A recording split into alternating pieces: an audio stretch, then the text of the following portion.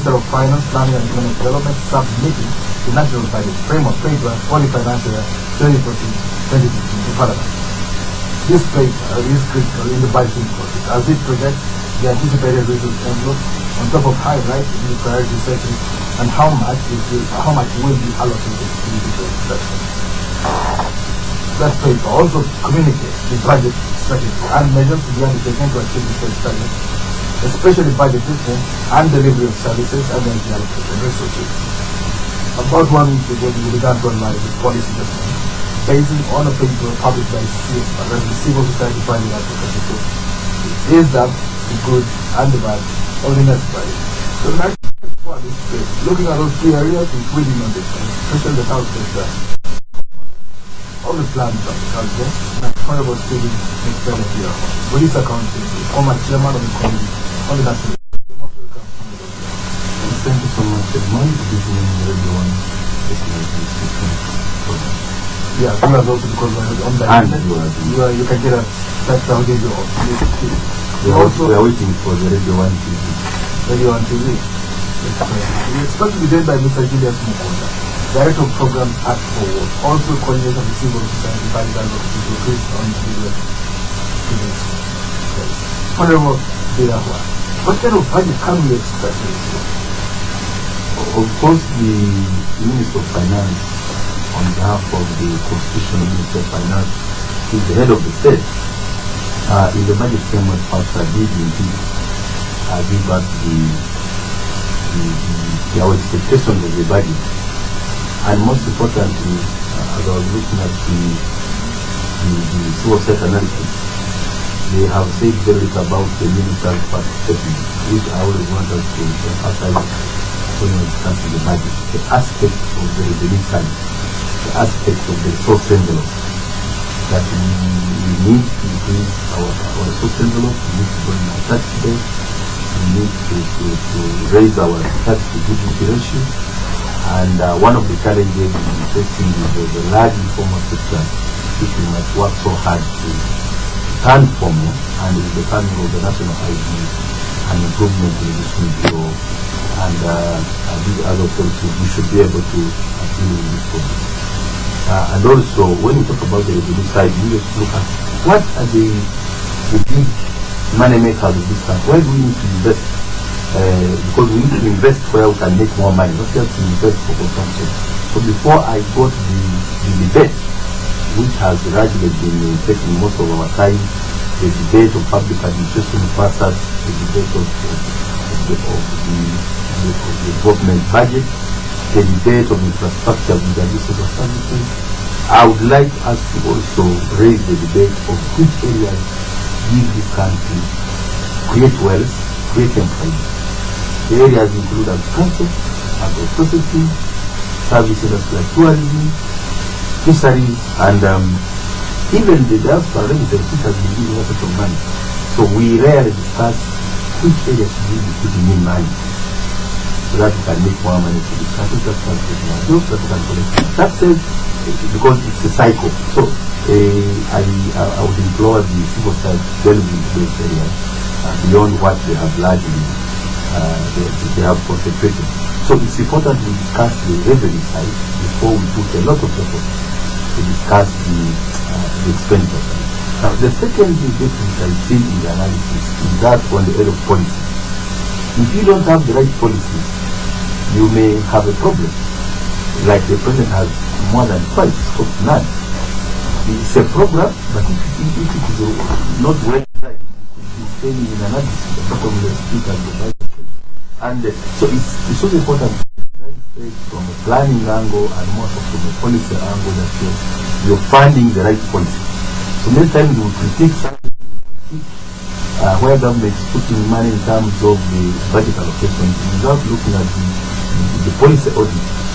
That is also one of the problems in most of our budget analysts. They miss the point because by realigning policies, you would actually have an integrated policy concept. If you are doing a project, say on agriculture, you are also going to see, you must discuss water population. So when you are discussing the the Maputo Declaration of 10% of the national budget going to agriculture. How much of the budget is actually in water of agriculture? How much of the budget is in road? Because we need road for market. How much of the budget is in energy? Because we need electrification for value addition and for processing. How much of the agriculture budget is in education? So it's also not proper to segregate the budget of agriculture as if agriculture is standalone. So that's why integrated interministerial planning is the way to go. But when you are looking at the budget, you're also looking at other sectors which are complementary. Well, but let's first get that isolated. When they talk about 10%, there are benchmarks in other countries. I mean, if you stretch it, you might as well say spending on defense is also directly because we need to yes, peace and security is also important. Yeah. So you might as well say we spend half of one on another. The point I'm trying to make here is that it is wrong to analyze a sector as if it is, an island of its own, because these sectors complement each other. So it's better to look at a holistic, integrated planning means that you're going to be mindful that as I produce more food, I will need to add value. As I add value, I will need to market it. As I market it, I will need to export it. So you go, so you look at all these other synergies and all other factors which will help. The other aspect is we have, for the last 6-8 years, we've been having press of salary increment. I even don't think it is at times as leaders we are either transformed by voters, public servants. But is it tenable to discuss so much salary enhancement? Last time one reason why government talked to salary increment for teachers and workers is because we have other non-teacher, non-nurse categories. We have the police, we have the army. So when you say you are increasing, yes, I'm even coming to that. For me, I would rather we don't even talk about salary enhancement, because we should talk about salary review commission, we should talk about salary rationalization, because the other day we were talking to the judiciary and they were saying that the Chief Justice earned less than the Director Legal 50 years. So you can see the Chief Justice will be the head of the judiciary in this country, but it is not as well remunerated. So we have a challenge in terms of managing expectation. I think this idea of salary increment should be stopped. Of course, this is not run out from the question of MP. Reduction of parliament is one of the questions I have always said. As the country stabilizes politically, the broad-based aspect of a big parliament and a big public space, I think we may have to deal with it as we move on. But it was necessary. At that time, it was necessary to have a higher place in political inclusion, in participation, which is cheaper than war. But I think we should have courage, we should have stamina to move out of that ransom for permanent remaining in your base. But we understand the background where we're coming from. I have also, I just looked at this at a glance as I was coming here from my part. And then of course, they have been getting budget performance. Yes, there are reforms. We want to thank the Minister of Finance, the Deputy Treasurer and his team for the current efforts they are doing, given the challenges we had into they have also talked about corruption, some aspects of governance and the money we're losing.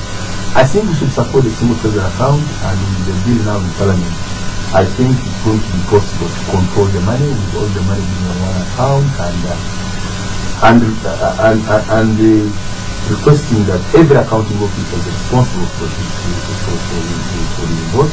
I think that would be very important. Of course, we have challenges of giving a vote, say for example, to energy, but energy has a discretion for budget allocation instead of budget allocation. Intra-ministerial budget allocation and define what you intended to do. For example, REA, which is very important for agriculture, very rural education, and you find that the energy has a discretion to reduce to the allocation, which is a within the ministry of say. So these are all challenges. They have also talked about the elderly, the elderly pilot project. So it's a very good attempt by government to provide some safety and social security for the elderly. But I think the way forward is what government is currently doing. One is to liberalize the pension sector and also make a public service pension scheme contributory. That would be to make many Ugandans, as we become a formal sector, contribute to their pension scheme. So the surge comes in absence. Some of these elders may not be civil servants, are not getting the gratitude because part of the pension can be gratitude. It can be gratitude, it can be a providence, but largely this is a providence because the reason for accessing it is old age. But old age in poverty. Yes, but without going to formal sector and therefore making contributions, and that's why even as we liberalize the pension sector, we should make sure there's some percentage to go to NSSF so that everybody has some semblance of a contribution, and therefore in future the country will not have to necessarily look at the individual because of age. You will have deserved it, and therefore it becomes a grant.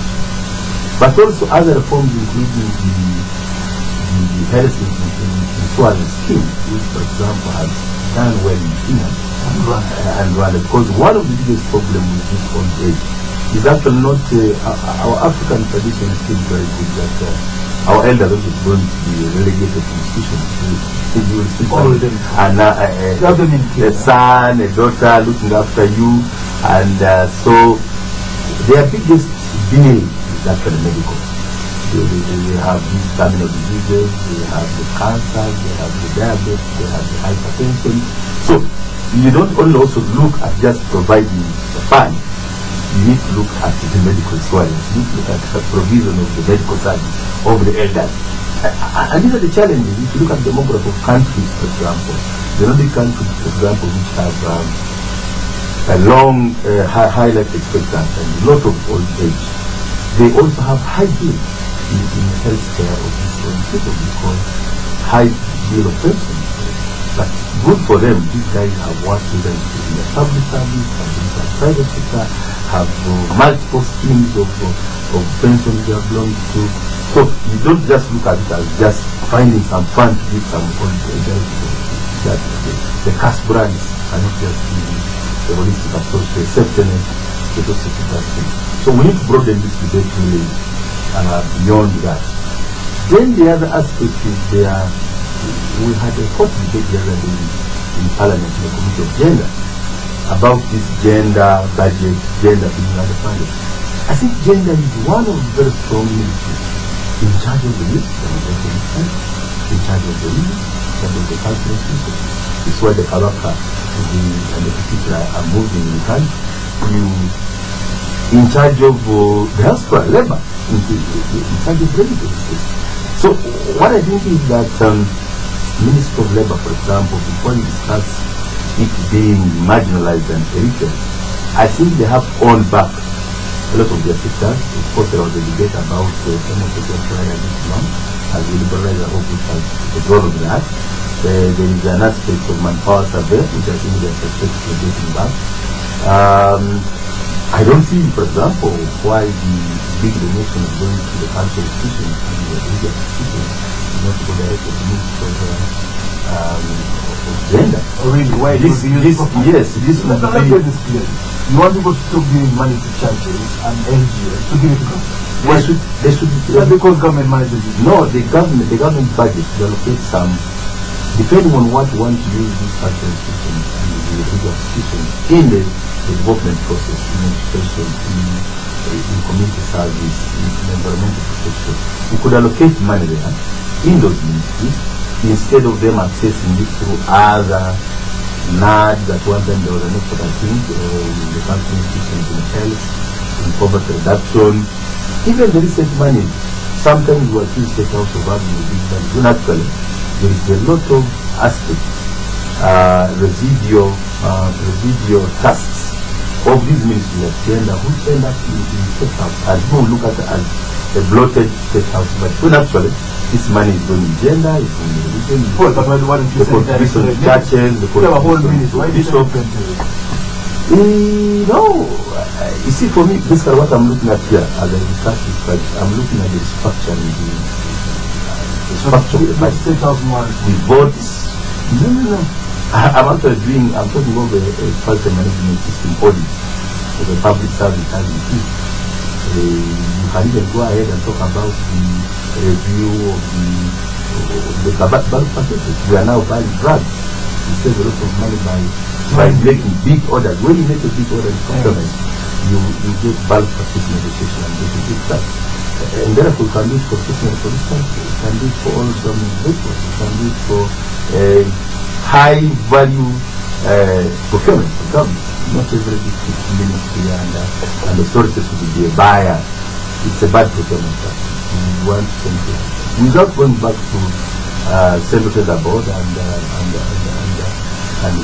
Central Purchasing Corporation, but you can, you don't have to throw the baby under the water. You can have the baby and you can swim into the water. So there's a lot we can do and get gains. So I'm talking about efficiency gains, I'm talking about reducing wastage, I'm talking about increasing savings as we look at the budget. So that we don't spend all the time discussing the little we have, the little Kajina is making.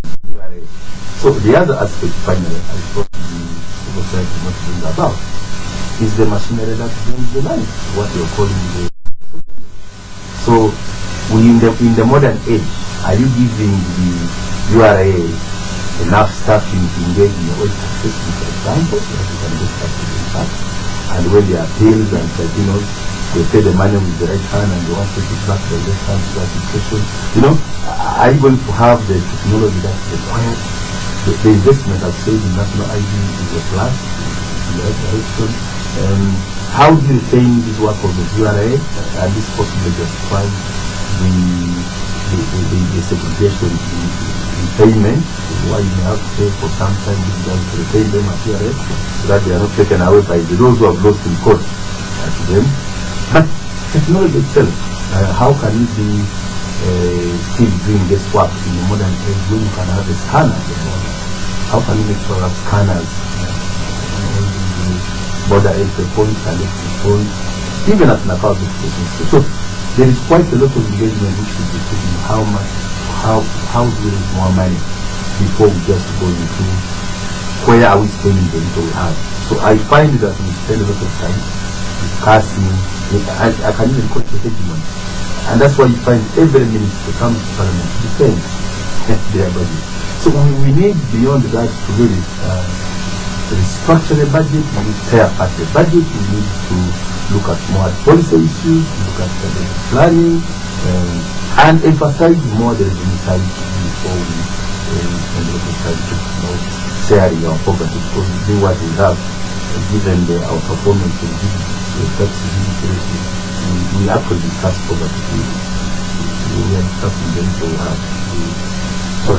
So let's look at, do you think that kind of budget will be a pro-poor budget? What will happen? Budget pretty much things like how do you think it's going to be a higher than this? I have not looked at the figures right here because I largely looked at, I was able to just discuss the civil society analysis.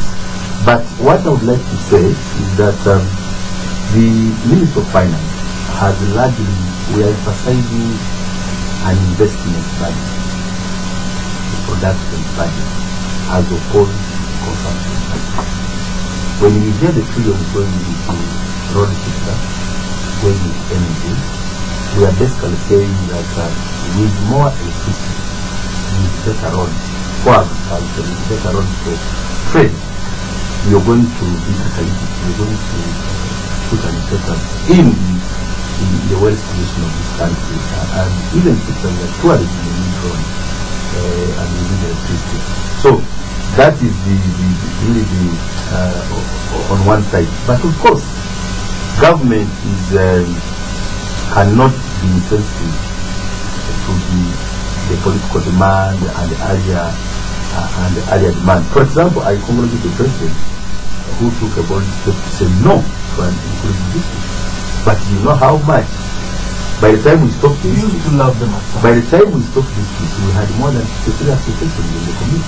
You used to love them. The minister had more than 36 requests. So it took leadership for the president to say no, much as no, it was a popular demand. And why I'm calling it leadership, because not everything that is popular is correct. So the president took a step and said no more issues. We need to let's look at more of service delivery instead of looking at this. And I have seen World Bank has made a solar debate on this aspect. So even on this aspect of salary payment, with a lot of political risk of not satisfying our teachers, not paying strike, not changing the health workers, we have been trying, the government has been trying to see how best we handle this matter of salary. So as I've said, we as a government, elected by the people, government has to conform.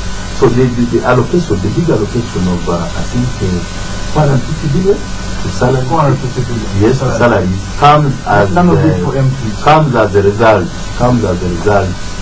of the earlier engagement, earlier dialogue, earlier pledges by government to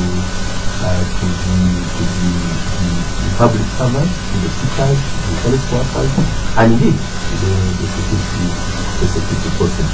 So but also remember, the budget also looks at this is the year 5 budget of the National Development Plan 1, and we have so we are no longer just doing an annual budget. The country has been running for the last 5 years under the NDP since we left the field, and therefore we must align the budget to the NDP. But also, it's going to be a year 3, year 4 of the NRM. So it's important and it's constitutional that the elected government for 5 years implements its manifesto budget. So in this process, you can also try to realign the NRM manifesto of President Museveni, which is ending the 3rd year and starting the 4th year, because the calendar, the budget calendar is not exactly rhyming with the election calendar. So, but I can say it is, as we got to end the 3rd year and going to the 4th year, it is the 5th year, the last year of the NDP. And I have been equaling the National Planning Authority. By now, actually prior to giving this budget, lay on table a draft, the National Development Plan 2.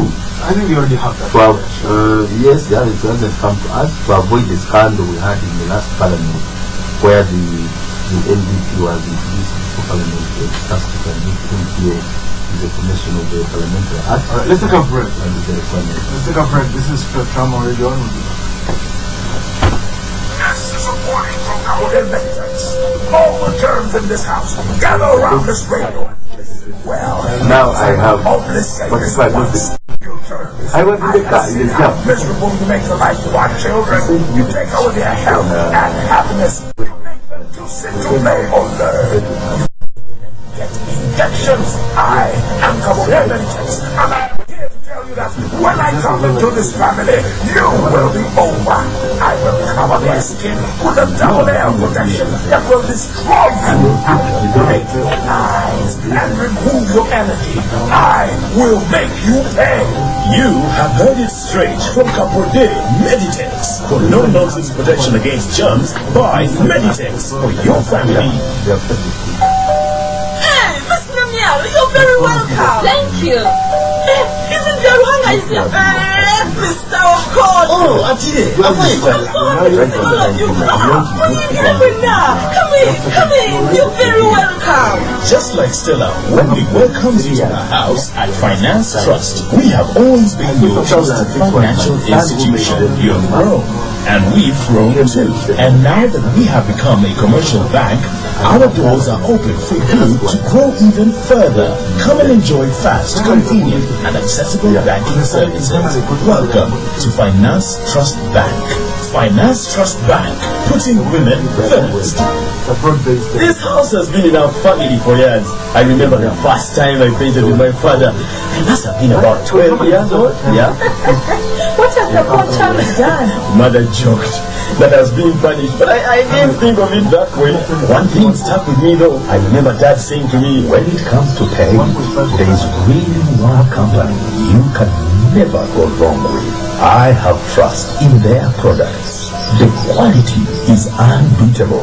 The words stuck with me. And now, as I put the finishing touches of renovating the house, there really is just one offer. When you need quality paint you can trust, look no further than Sadolin.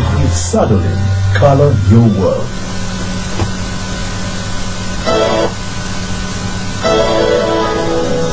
Spectrum on Radio 1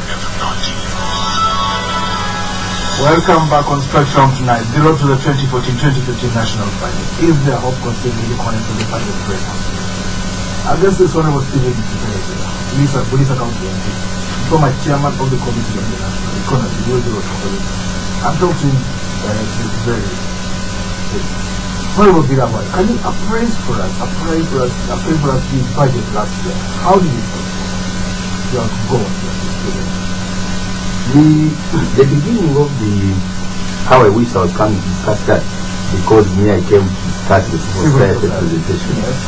But we had problems at the beginning of the first and the second quarter of the financial year. Given some of the reforms finance was trying to introduce after the corruption scandals, given in the season by some of the stakeholders in the ministry departments and the agencies. But also we have largely had a problem with procurement planning of some of these ministries. So you find that by and large the first two quarters performance is normally poor. But by the third quarter and the end of the one we are in now, you will find people again hitting 80s and 90% performance. I had some of the figures. So there has been an improvement. But now we think with the new the way the accounting books are now, we expect even to see much. And if we could pass the new public finance and the amalgam, for lack of a better one, if I can call it bill, don't be enough, save for our serious attachments and sentiments that Parliament of the Budget Act not being tampered with, and some people also who felt that wanted to stand alone revenue sharing the oil. That law brings in it the end of the whole disease of the vote on account. The vote on account is really vote on account and supplementary. In the new arrangement of public finance, the bill provides for instead of reading the estimate, we shall now be having the actual budget. So on day one of the financial year, the ST will be releasing for accounting officers what's detailed. So the bad habit of voting account will long be gone, and the duplication of having had a budget, then we read the first quarter pre the budget appropriation by Parliament. I think that was much practice, and for me it's a plus in the media. But the other one, which is really one of our most important oversight in Parliament, beyond the appropriation, because the first one talking about the appropriation. So if you allow an MDA an accountable suspend prior to appropriation, then you as Parliament have actually reduced the so you have given out 25%. But the other one is the budget increase. The increase in supplementary, which is with the contingency.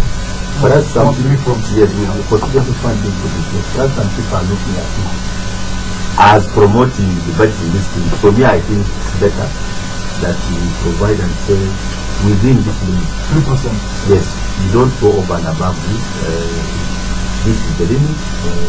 And what is most important is the definition, the categorization, and definition of what amounts the supplementary, what amounts the contingency.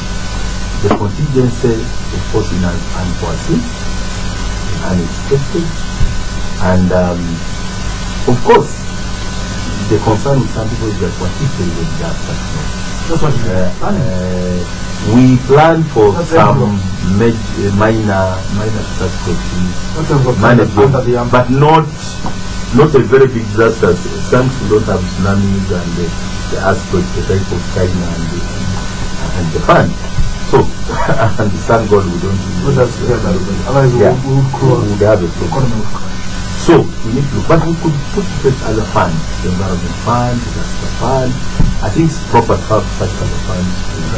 Look, besides, if the percentage of this fund doesn't provide, the other reason why we have reserves in the country is for such. Actual reserve also is for minorities. The other side of the unforeseen, in an event of war, in an event of collapse of world prices of the country's major exports, in case you have a problem with your capital accounts, whereby you, because of terms of trade, you have balance of payment problem. So all those benchmark can be looked at. How many months can you afford? Of course, 6 would be the ideal, but 4 would be enough. Do you think this new budget will restore growth?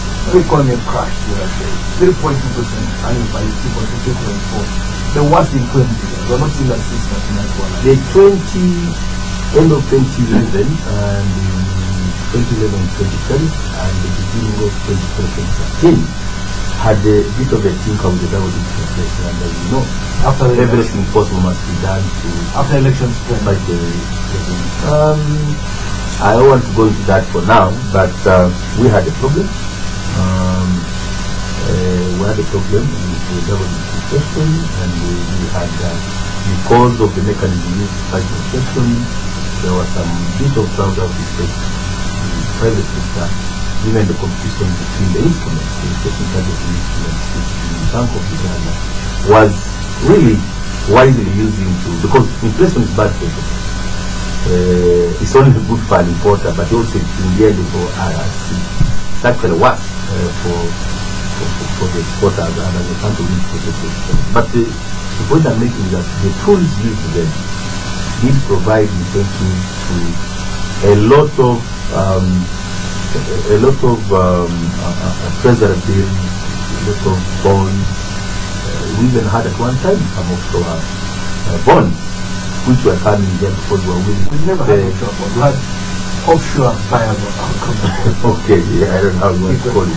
So, because of that, you call the competition. No bank, for example, would want to, you see, for every loan you give, the bank gives, there is a risk, there is a cost of collection and administration. But with government instruments like treasury bills, it's risk-free. Government will never be broke. Even in Southern Sudan, which had problems, even Congo, even Somalia, it will never be broke. That's the government. So no bank, for example, would give an headman and a civil money if there is a risk-free. So if it comes a crowd out system, if you get a crowd out system, you are basically competing between the private sector, which private sector needs some money to create jobs, to pay taxes, and finance the budget. So it's such a complicated scenario, and yet Bank of Uganda has a monetary policy. That's the only policy that they have. The other policy, of course, which is outside the Bank of Uganda, is the fiscal policy. The fiscal policy is in the hand of us, Parliament, who are in the hand of Cabinet, in the hand of us who expend, whether prudently or not. So it becomes very important that we understand even the aspect. So even in this budget allocation, even if the minister, while giving the budget framework, he is also interested in making sure that the macroeconomic stability is maintained. That's one of the cardinal primary responsibilities of of a good minister. Inflation, interest rates. Yes, because at the end of the day, inflation, interest rates, economic rates, foreign exchange rates are very cardinal before you start taking Well, of course, they had other measures. They chose the CPI because it's popular in this state. Inflation and they have another measure, calculation, things, foreign exchange, the results in the banks and so on and so forth. Let's talk about the loopholes in this budget. Which one do you see? For now, I would think that I've said it earlier. There is too much standalone ministerial demand. Water is demanding as water, as if water cannot work. You know, I was even in terms of planning, because when in some of these projects we've been talking about. I was talking to some colleagues about you've seen on White Road. When we had the first component of the Northern Bypass, we did not look at the development of the city. I think it's because the project was implemented for 10 years late. It should have been done in 1990s and it was done in 2020. You will find that, for example, where National Water is doing a very good project coming from Luigi, it was not part of the plan. So a lot of concrete works, steel works had been done and they have been cut for over 1 year. And with the second phase coming, you will find that a lot of old designs have been changed. So we really need to, that's why I said before you discuss just the financing, you need to discuss the planning. So the integrated planning, we should have looked at what will the ICT department want, what this national water cutting places every time the road is finished. By the time a road design is done, it should have all the aspects of other users, of water department, of where the ICT cables will pass, even energy. Avoid the situation where the president has just launched a bridge in Ginger, and in 2 years time we are talking about the railway, and we may want another bridge for rail alone. How I wish JICA had just that and provided that project. I'm talking about the project, not the people will ask, why does it Mujagani as a tourist have a tourist road on top of the dam? You know? So these issues of integrated planning are issues we have a lot more time. Issues of policy. Right now we are just coming from we've been discussing the underfunding of the tourism sector in Parliament, but also the challenges of us trying to push the oil production without first investing in the future of the oil industry in that region. What should we do? So we should be, what should we do? As the oil companies do their part to find the oil and put in the refinery and infrastructure, this same money for the energy, for the road, for the power coming and the road should also be doing a good packaging, a good investment in tourism, so that we are posturing this place more of a tourism destination, which is more long-lasting than us being seen to be saying the once upon a time beautiful advertising rich in terms of collection that is becoming an oil area, you know. So we are missing the point there. We need to be seen to, of course, some of the people in the park are also very conservative. You know, when I talked of increasing opportunities in areas like tourism, why is Rwanda in Virunga, for example, cashing more in the gorillas? Which gorillas, if they were to be branded, were originally Uganda? It's because of infrastructure, you know, and allowing, you have to be permissive in terms of infrastructure. But if you say, for us Uganda, you cannot connect from Kanungu to Soro, Mwinde and Mugadinga cannot connect. You can't allow a road there. There's confusion. If Congo had stability in their side of things, the source of the Virunga, they will get more control. At the same time, if from Bundurugu, I've already talked about the left side road from Busiana to Birahwa Street. Birahwa Street, you need about 10 kilometers of walking to reach that night scenery. All these places of Macedonia that had no roads until this day. We go up now, they just went through a road around 50%. So these places, if you had a lakeside road, tourism becomes a business, becomes an employment. We are not preserving nature, we are not conserving for purposes of conservation. In natural resource management, we say environment for man. So you must talk about man. Don't just say environment and oil. You must put man in the picture because this environment must be for man. So in terms of sustainable development, it therefore becomes important that also we start looking at a sustainable way of producing. How can a tourist who comes to Uganda doesn't, for example, want just to go in Kampala and stay at Sheraton. He lives back at home in the South Sheraton. He wants to come and go to Windi. He wants to go and where? So can we have an international airport in Kasese? That this tourist comes to Kasese. Why in Kasese? Can we afford that? He will, can't even maintain it. Yes. The tourist will drive. Actually, the tourist is going to pay more than $500 a day. Will fly direct to, like Mombasa. Tourists who go to Mombasa don't have to come to Nairobi. They are direct flights. It's an airport in Mombasa. Yes. And those things. So that's the move of travel. Those are the areas we should be talking about in terms of investment. A tourist who has landed in Kasese will find it very good to go and see pygmies, to go and see the gorillas, to go down to Toroko. Very nice scenery. But there's no road from Toroko to Java. And yet, right from Toroko, this is the tourist destination.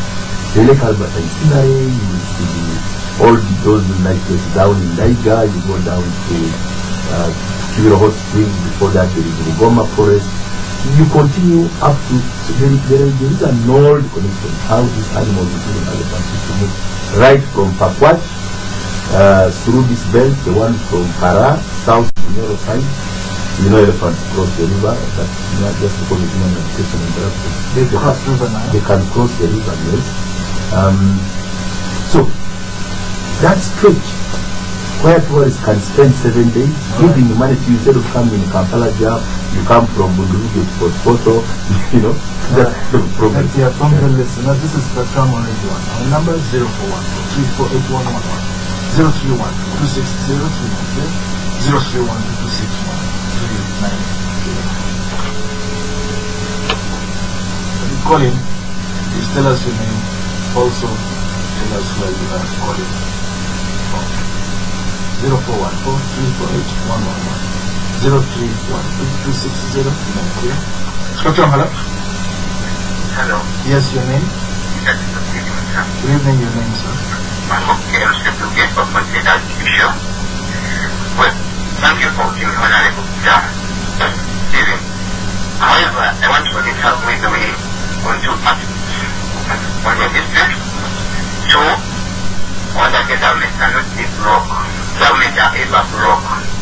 And on the issue of the district, I think we would have welcomed that because it created opportunity to our masses to get services. As we talk now, when the masses were giving teaching, things were moving in the wrong direction. But today, masses are moving, other districts are moving, even the artists for Bulisa. Thank you. What's your view? Do we still have this? Do we still need districts?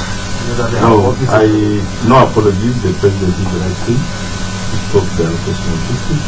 You see, the area intention was to provide the remote peripheral places like Bulisa service delivery. But you can provide services more by giving a community town council. In last parliament, I was controversial for insisting that as people go back to the north after the war, the IPPs must not be dismantled. My view was that semblance of urban, satellite towns, the urban centers. It's cheaper to provide services when people are in one area. But given a population explosion, it's also a good way of consolidating land from expensive land, commercial agriculture. But while making it cheaper, people to stay in one place where there is water, where there is health, where there is education, where there is services. It's even easier to give power. Lights in the night. Yes, in the night. And security, you can get security. But of course the sentiments, I got a lot of points of orders when I reached that in Parliament. But some people have since sided with me on that matter. So we need to organize as a policy, organize the organization, the way to go. So for me, town councils have we even made the whole country planning area 2010 by that act. I wish we do that more. I would actually encourage regions which are vying for this. The president has told my point Mukitale, for example, I will give you Bulisa Macron, I will give the whole Mukitale instead of this. And for me, even as a Muniro, I am of that view. What I would like to encourage you, Kalangala oil, vegetable oil project, to me, is a transformer. Is a much better project than Kalangala district has been there without transforming a name. But one project of vegetable oil has changed the peasant from those who were finishing the fish in the lake, those who were cutting forest. Now, common growers, commercial farmers, they are driving, the place is changing. The last 7 years have gone there, decision, transformation. So for me, I would wish that instead of the money going for that, I would promote the revival of the Muniro growers, of the Western Congo, the Birahwa, the Banyakore, the Musoga, whatever. You don't think they'll become political? Instead of mystics. They won't become political? No, what we do, we call them producer cooperatives. Producer cooperatives, you get people of the same interest group. You avoid the old mistakes. We now have, we had very uneducated managers. We have now more. Let's take a organized. Dr. Malo. Hello, good evening, everyone. Good evening, your name? Congo Junior. Yes, Jimmy. Good evening, Honorable Mukitale. Good evening, so. My prayer and my request to Parliament and to the government, let's choose one thing, do it well. If it's infrastructure, it's a road, let's do it well. 4-6 lanes. If it's an airport, let's do it and do it well. Even if it means doing one thing a year, let's just do it and do it well. We are scattered, doing so many things, doing them so poorly, and the road, we go around in circles. If it's infrastructure, let's dedicate a budget and do it well. Thank you very much. Dr. Malo. Hello. Hello? Yes, your name? Yes, my name is Nancy and I'm calling from Kampala. Yes. I want to thank that Honorable President, both of our MPs as some of the cities. I think would be competing with the Western world. Very important. Thank you, my brother. But my comment is, few things. One is, in light of what my colleagues have just all been saying, I think we have priorities and help us as a country to focus on one or two major areas. If you use, for example, the agriculture and make it the next 5 years in the backbone of my college, let me get 6% of the country to really have the country in the backbone of the economy. Then we put in money and even get 2% you pay for the past 2 years. Let's take Western Uganda, for example.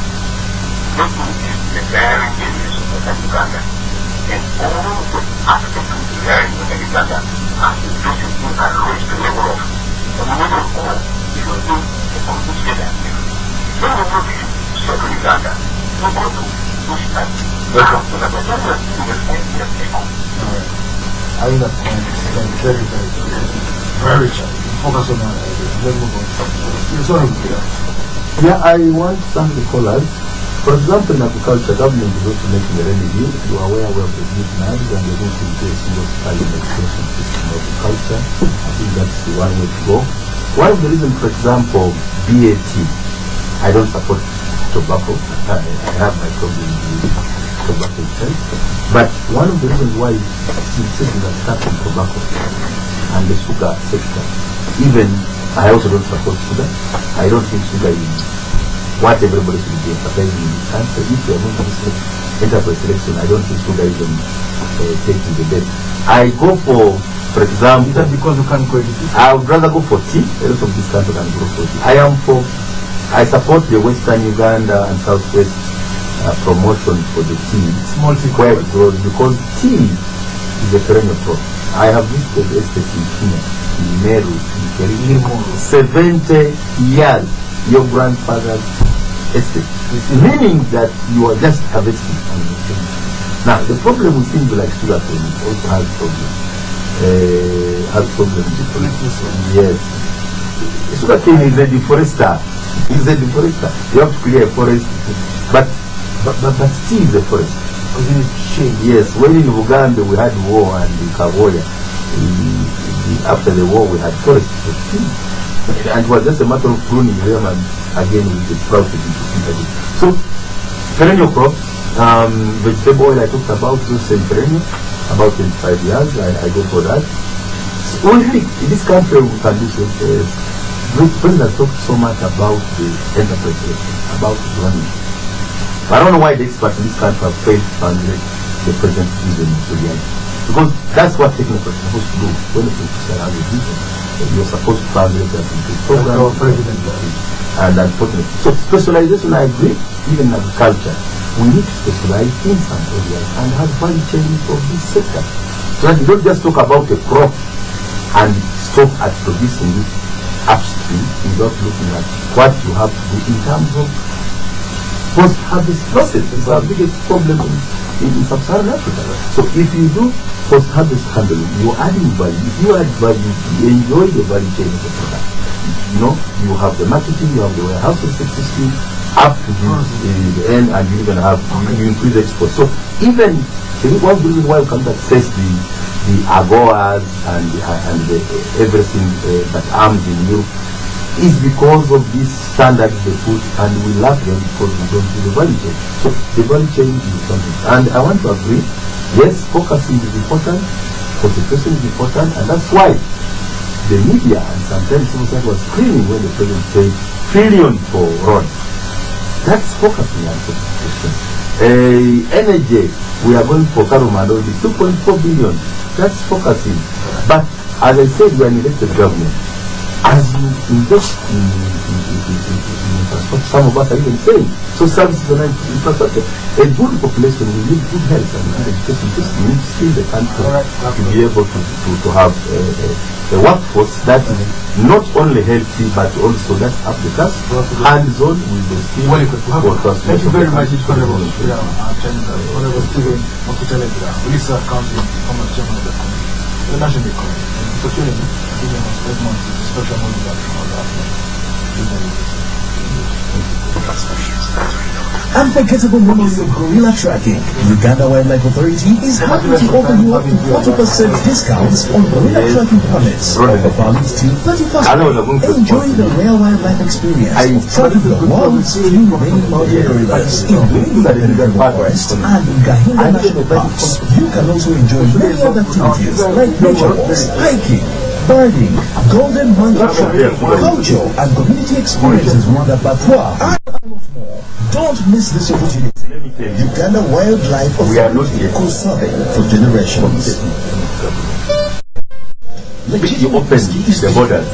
I am proud that we can now enjoy quality and taste and style too. I have not felt so original with the liveliness I get each morning after I enjoy legitimate whiskey. Everything seems to be going my way. This is a modern discovery. Legitimate whiskey is blended from carefully selected Scotch malt, giving it a golden amber appearance with a silky smooth and soothing taste for lasting satisfaction.